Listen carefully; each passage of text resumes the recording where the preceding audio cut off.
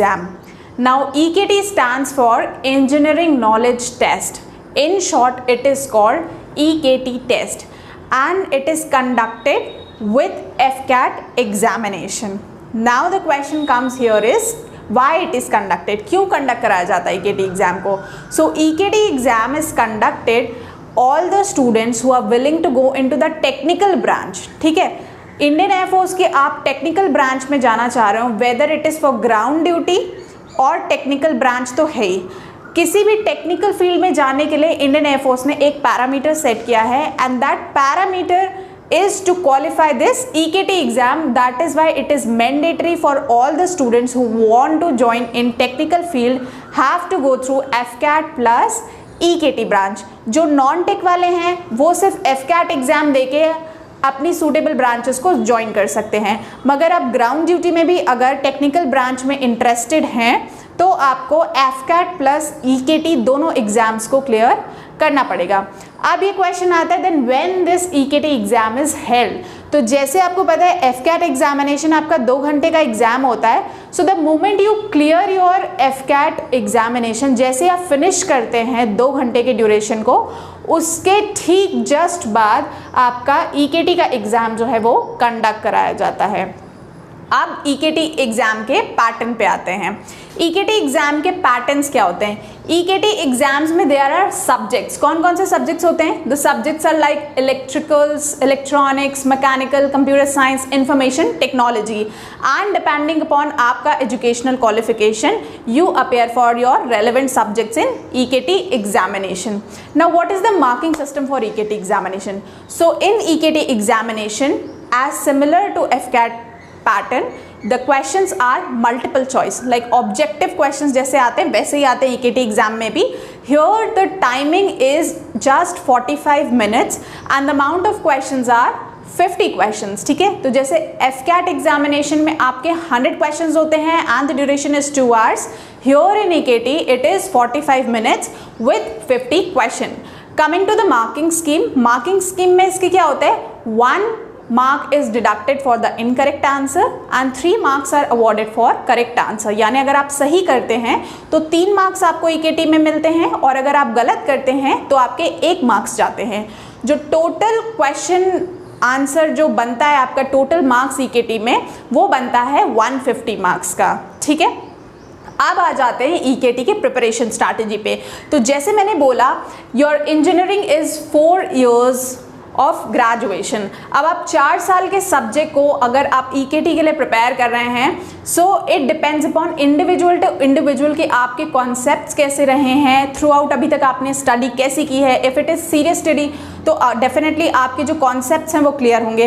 अगर in any case आप ठीक से पढ़ाई नहीं कर पाए, आप ठीक से फोकस नहीं कर पाए, so now let's discuss here the preparation strategy. जैसे मैंने कल के सेशन में भी कहा था when the time is less तो हमें स्मार्ट स्टडी करनी होती है, like we have to go for selective topics. तो in a similar manner EKT में भी आज हम सेलेक्टिव टॉपिक्स के बारे में बात करेंगे. सबसे पहले हम बात करेंगे मैथमेटिक्स के सेक्शन की. सो आप किसी भी ब्रांच से रिलेट करते हो लेकिन ये टॉपिक्स जो हैं कॉमन रहते हैं. ये कौन कौन से टॉपिक्स होते हैं?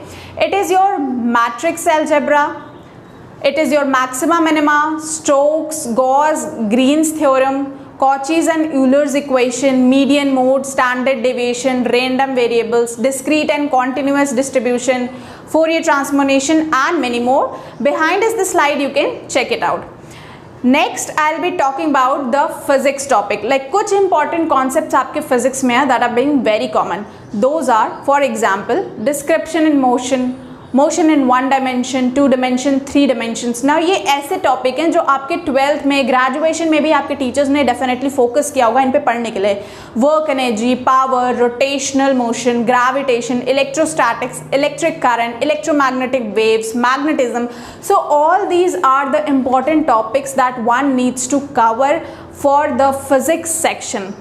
Now coming to one by one we'll be discussing the major topics under each branches. Now coming for the computer science branch, here on my behind you can see there are few selective topics. अब 4 साल की पढ़ाई यार 2 महीने में करना it is next to impossible. तो here हमने क्या किया है, स्ट्रैटेजी को थोड़ा सा इस तरह बनाया है. अगेन हमें ऐसे क्वेश्चंस करने, if you are attempting 100 questions, so we will find out such topics की 60 to 70% क्वेश्चंस जो हैं वो इस टॉपिक के अंदर आ जाएं, so that one can clear the examination easily. For Computer Science section, the topics are analog and digital electronics, electronic devices, computer networks, switching theory, information technology, engineering, electrical engineering, control engineering, antenna wave propulsion, radar theory and instrumentation. So these are the topics where you need to focus. Behind is the slide जहाँ पे आप देख सकते हैं question paper का pattern किस तरह से पूछा गया है. जो टॉपिक्स मैंने आपको बताया उसी तरीके से क्वेश्चंस जो हैं आपको कंप्यूटर साइंस के पेपर में दिख रहे होंगे. Now coming to electric and electronic sections. Electric और इलेक्ट्रॉनिक सेक्शंस में जो आपका टॉपिक्स होते हैं वो होते हैं analog and digital electronics, electrical engineering, electronic devices, control engineering, microwave engineering, antenna and wave propulsion, computer networks, network theory design, switching theory and information technology. Again my behind is the question paper where you can see कि किस तरह का paper pattern बताया गया है और जो जो कॉन्सेप्ट्स हमने डिस्कस करे हैं बिल्कुल सिमिलर मैनर में. जैसे कल भी मैंने बताया था जो क्वेश्चंस आते हैं वो हमेशा एप्लीकेशन बेस्ड क्वेश्चंस आते हैं. ठीक है, आपको ज़्यादा न्यूमेरिकल सॉल्व करने के लिए नहीं बोला जाएगा जहाँ पे टाइमिंग इतना कम है. So all you need to prepare is the concept, clear concept and the application based questions.